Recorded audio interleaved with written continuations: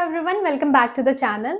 आज इस वीडियो में हम अपना नेक्स्ट टॉपिक पढ़ेंगे और आज का हमारा जो टॉपिक है वो है लिम्फेटिक सर्कुलेशन।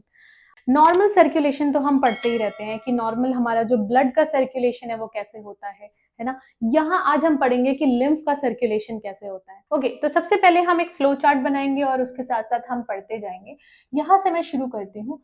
ये कुछ हमारे सेल्स होते हैं, ठीक है। ये हमारे पास जो टिश्यू होता है हमारा, वहां पे मैं यहाँ पे कुछ सेल्स बना रही हूँ, ठीक है। ओके, तो ये क्या है, इसको मैं यहाँ पे नाम दे देती हूँ। ये है हमारे पास टिश्यूज, ठीक है। अब टिश्यूज के बीच में क्या प्रेजेंट होता है, इंटरस्टिशियल फ्लूइड, है ना। और जो हमारी ब्लड वेसल है, मतलब कैपिलरीज है, कैपिलरीज से भी कुछ फ्लूइड यहाँ पे स्क्वीज आउट हो गया था, है ना। ओके, अब यहाँ आ जाती है हमारे पास, ये आ गई हमारे पास लिम्फेटिक कैपिलरी, ठीक है। ये हमारे पास क्या प्रेजेंट है, लिम्फेटिक कैपिलरी।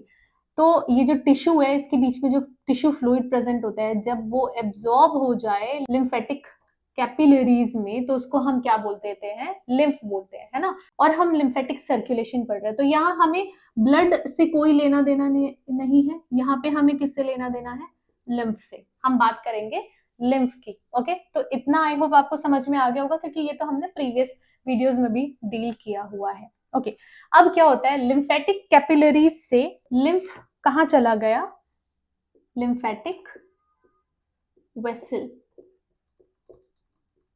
ठीक है, वेसल्स में चला गया। उसके बाद कहां चला गया, लिम्फेटिक डक्ट, ठीक है।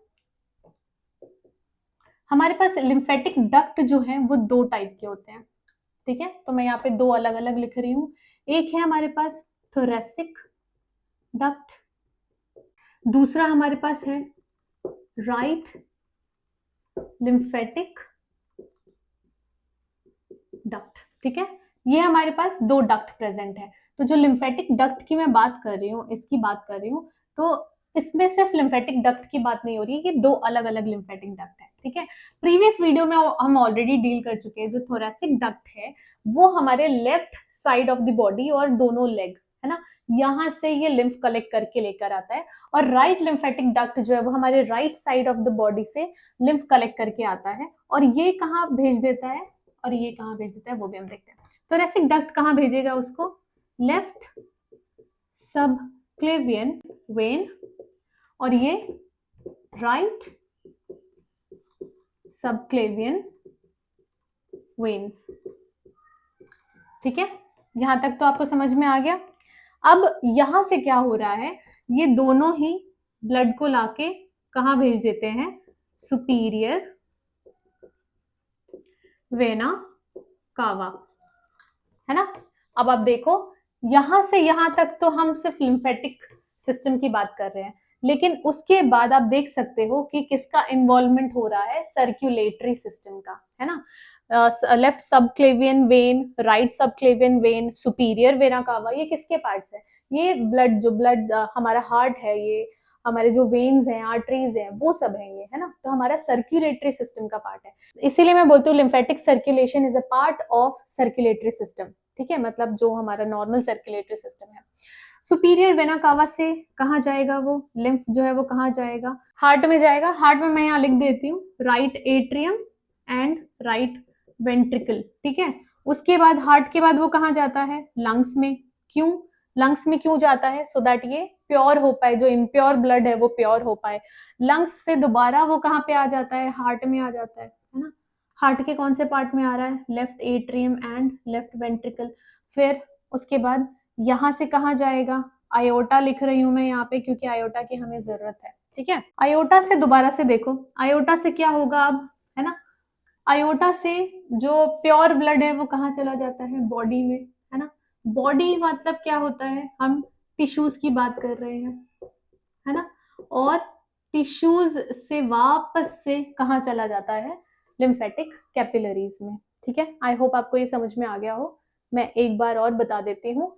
यहां से आप देखो, ठीक है, ये जो हम बात कर रहे हैं ये हो गया पूरा टिश्यू, है ना, ये वाला पॉइंट, बॉडी ये वाला पॉइंट, ठीक है। मैं यहाँ लिख देती हूँ, ये है बॉडी, ब्लड वेसल्स को हम बॉडी में काउंट कर रहे हैं, ओके। और ये हो गया टिश्यू।